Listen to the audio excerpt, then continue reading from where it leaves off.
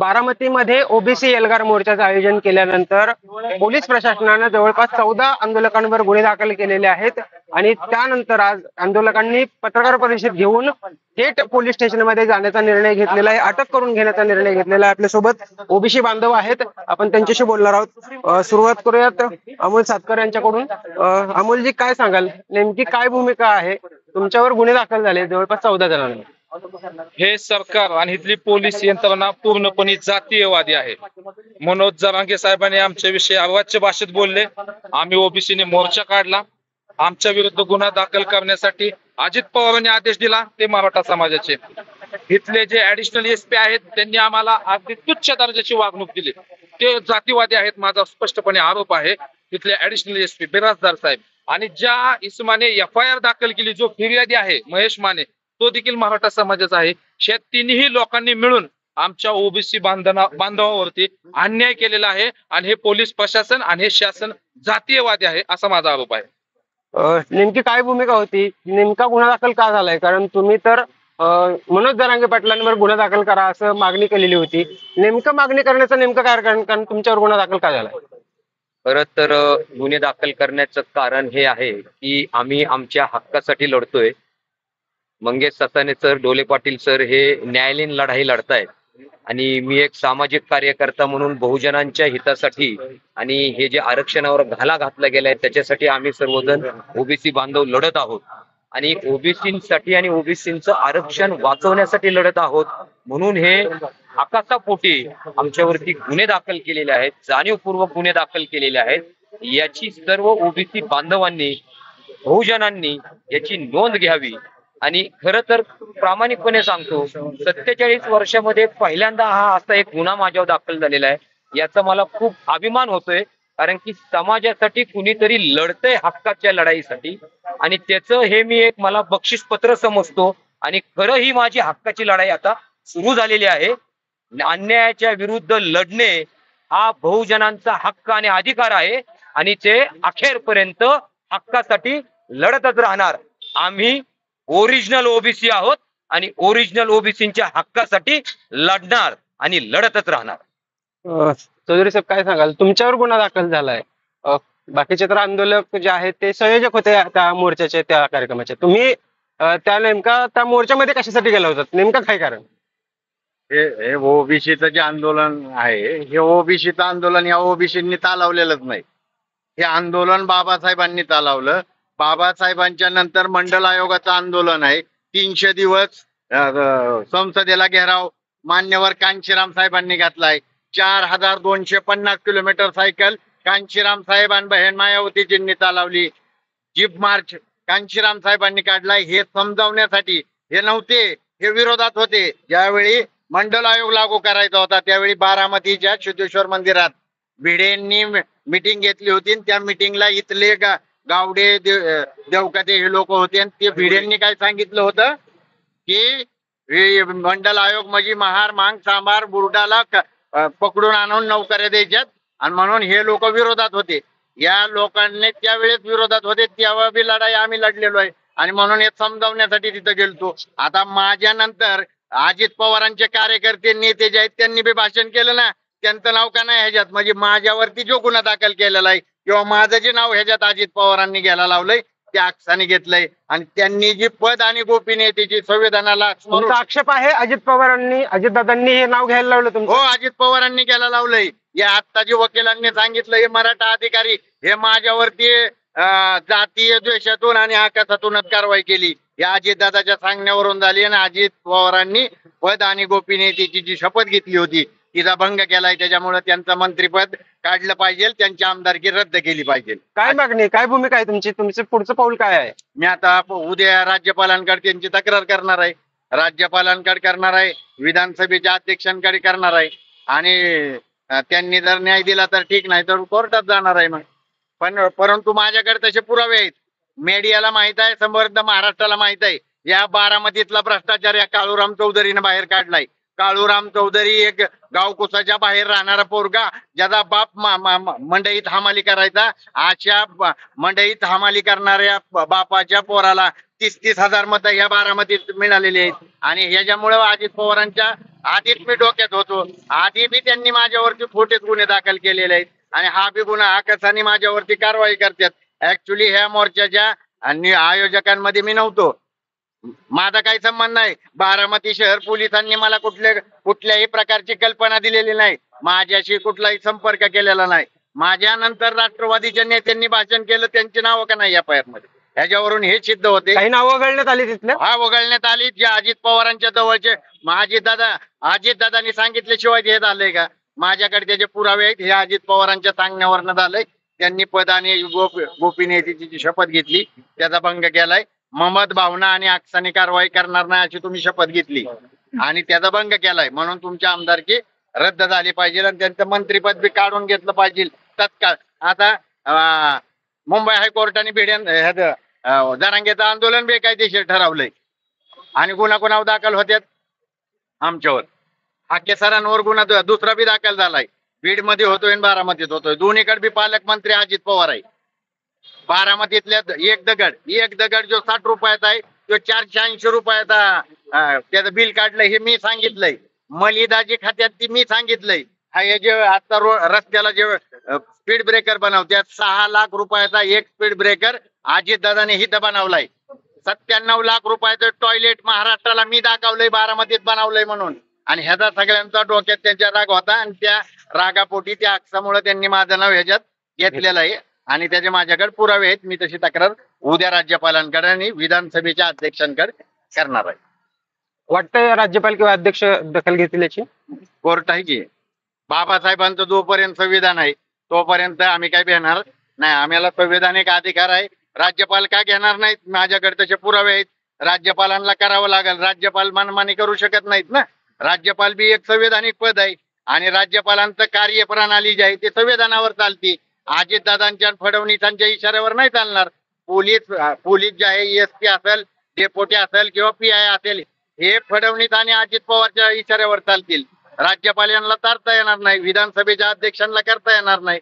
जर त्यांनी नाही तिथं बी त्यांनी जर न्याय नाही दिला तर मी कोर्टात जाईल, हायकोर्टात दाखल करील. तुम्ही काय सांगाल की आंदोलन ज्यावेळी झालं त्यावेळेस तुम्हाला पोलिसांनी काय सूचना दिली होती, काय विनंती केली होती आणि आंदोलन झाल्यानंतर जवळपास 10 दिवसानंतर किंवा 5 दिवसानंतर हा गुन्हा दाखल झालेला आहे? खरं तर आम्ही पोलीस प्रशासनाला एक पत्र आहे माझ्याकडे. 2 तारखेला आम्ही पोलीस प्रशासनाला पहिलं पत्र दिलं, 3 तारखेला दुसरं पत्र दिलं, 4 तारखेला भेटून विनंती केली, 4 तारखेला संध्याकाळी बैठक झाली, 5 तारखेला सकाळी देखील विनंती केली. त्यांनी आम्हाला जाणीवपूर्वक या प्रक्रियेमध्ये आमचा विश्वासघात केला. खरं तर शेवटच्या दिवशी रात्री तुम्ही उशिरा आम्हाला थांबवायचं सांगता. महाराष्ट्रातला आणि आसपासच्या तालुक्यातला कार्यकर्ता बारामतीकडे प्रवास करतो आणि शेवटच्या क्षणी तुम्ही आंदोलन थांबवण्याचं सांगता. खरं तर आमची मागणी साधी होती. आम्ही एकच विनंती केली, आंदोलन थांबवतो. आम्ही जनतेला आवाहन करतो, फक्त आमची एकच मागणी मंजूर करा, पूर्ण करा. 2 पैकी मनोज जरांगे यांनी जी वक्तव्य केली त्या वक्तव्याच्या संदर्भात विविध आम्ही कलम दिले. त्या कलमानुसार त्यांना तात्काळ त्यांच्यावर गुन्हा दाखल करा. जागेवर आंदोलन थांबेल. उद्या ईद आहे, तुम्ही म्हणताय शांतता राहिली पाहिजे, आम्ही मान्य करतो. आणि ईद आमचा सण आहे, आमच्या बहुजन समाजाचा सण आहे, आम्ही काळजी घेऊ. परंतु त्यांनी कुठलाही गुन्हा दाखल केला नाही. खरं तर मनोज जरांगेचे गुन्हे को आहेत 1 मिनिटात सांगतो. त्यांनी कलम 124 नुसार लोकशाही सरकार उलटवण्याची भाषा केली. कलम 153 नुसार जाती आणि समाजामध्ये वैमनस्य निर्माण करण्याचं काम केलं.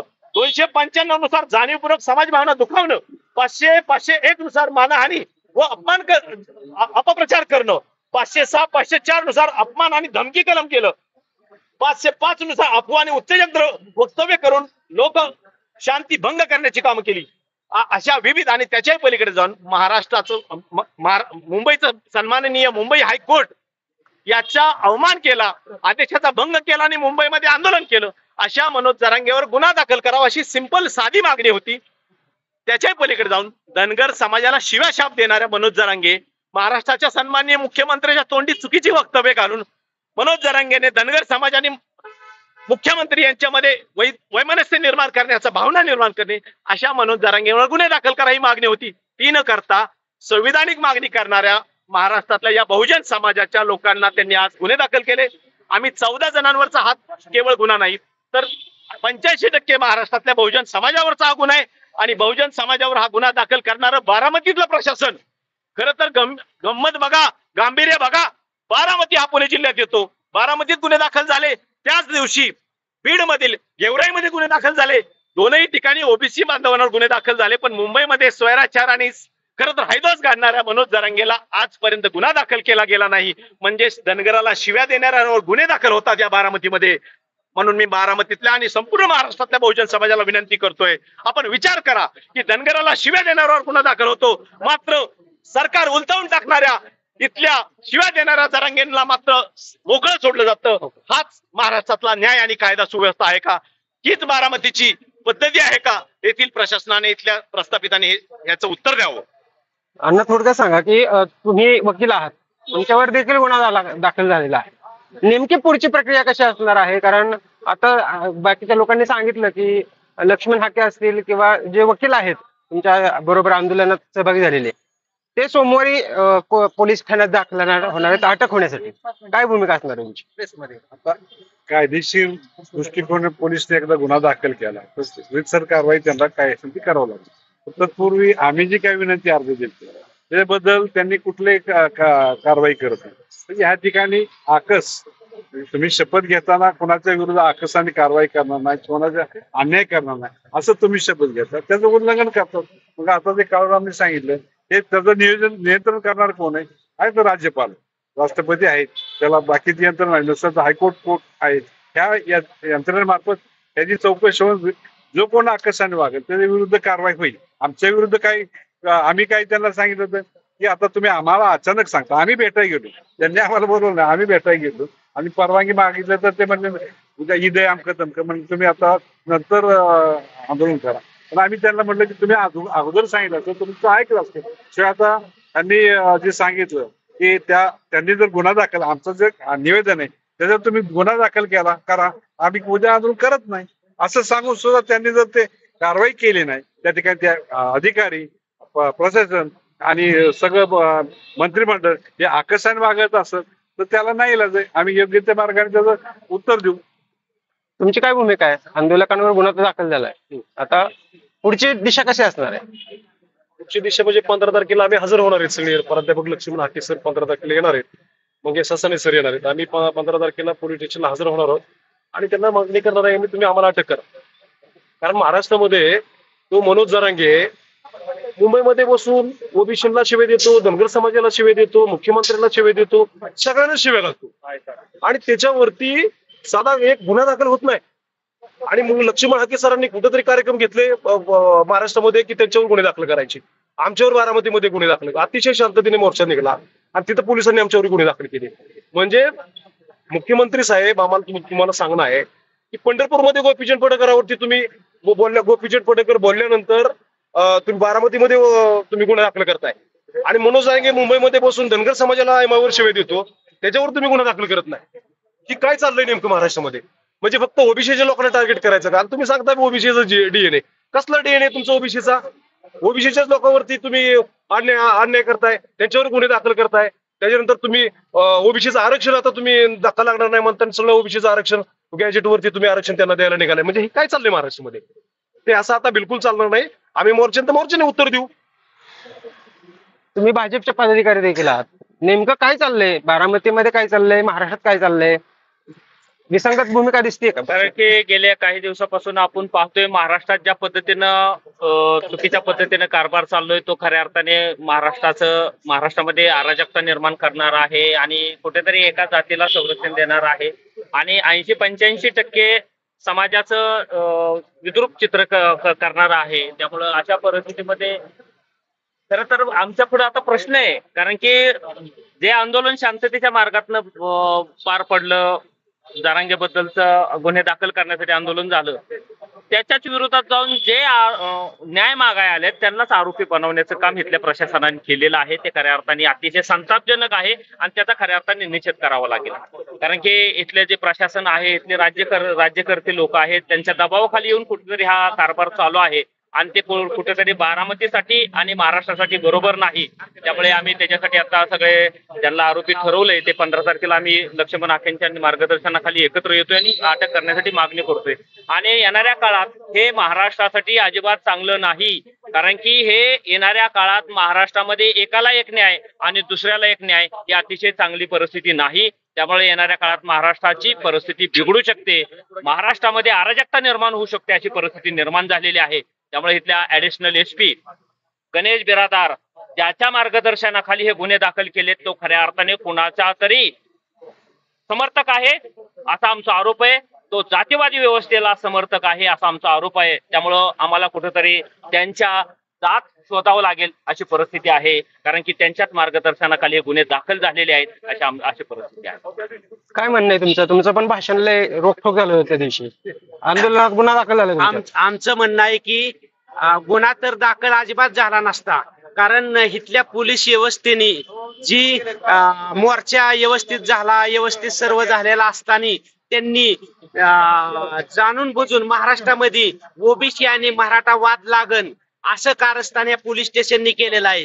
की त्यांना माहित पाहिजे की बाबा शांततेने मोर्चा झाला, शांततेने सर्व झालं, शांतता असताना बी तुम्ही जर गुन्हा जर दाखल जर करत जर असाल तर ही राज्यामध्ये ठिणगी पडणार आहे. कारण आता 15 तारखेला ससाने साहेब असत्यान, हाके साहेब असत्यान, ती येणारच पोलीस स्टेशनला. मग तेव्हा पोलिसांनी ही जाणून बुजून केलं, ही करायला नव्हतं पाहिजे, कारण त्यांनाच त्याची किंमत मोजायला लागणार आहे.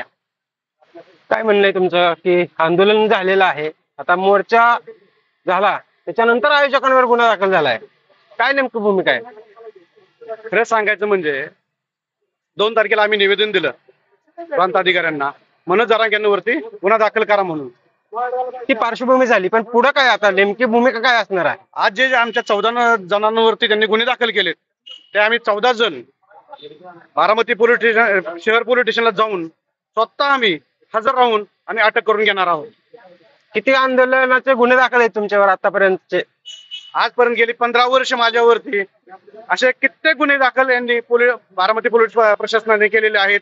त्या प्रत्येक गुन्ह्याला आम्ही तोंड देत आलो आहोत आणि इथून पुढे देणार आहोत. एवढंच मी पोलीस प्रशासनाला सांगू इच्छितो. खूप खूप धन्यवाद. हे होते ओबीसी बांधव, त्यांनी सांगितलेलं आहे की अशा पद्धतीचे गुन्हे दाखल केल्यानंतर जे ओबीसी आंदोलन आहे ते संपणार नाही. किंबहुना येत्या सोमवारी लक्ष्मण हाके जे आहेत ते बारामतीमध्ये येणार आहेत आणि आंदोलकांसह ज्यांच्यावर गुन्हे दाखल झाले ते पोलीस स्टेशनमध्ये येऊन अटकेची मागणी करणार आहेत. कॅमेरामॅन तेजस्वी वसंतपुरे, मुंबई तक, बारामती.